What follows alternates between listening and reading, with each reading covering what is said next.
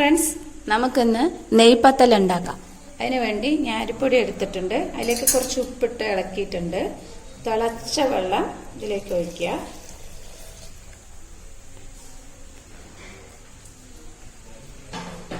ഈ ഒരു മെഷർമെന്റിൽ ഈ ഒരു കപ്പിന് ഒരു അളവിലാണ് ഞാൻ അരിപ്പൊടി എടുത്തിട്ടുണ്ടായിരുന്നത്. അതേ അളവിൽ തന്നെ തേങ്ങ എടുത്തിട്ടുണ്ട്. അതിലേക്കൊരു ചെറിയ ഉള്ളി ഒരു 4 എണ്ണം, കുറച്ച് പെരിഞ്ചീരകം. ഇതൊന്ന് നന്നായി അടിച്ചെടുക്കരുത്, ഒന്ന് ക്രഷ് ചെയ്തെടുക്കുക.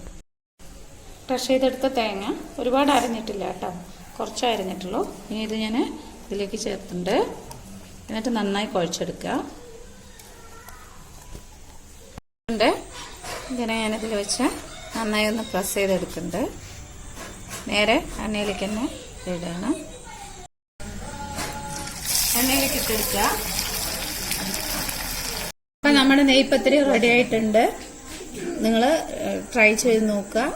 ലൈക്ക് ചെയ്യുക, ഷെയർ ചെയ്യുക, സബ്സ്ക്രൈബ് ചെയ്യുക. Okay, thank you.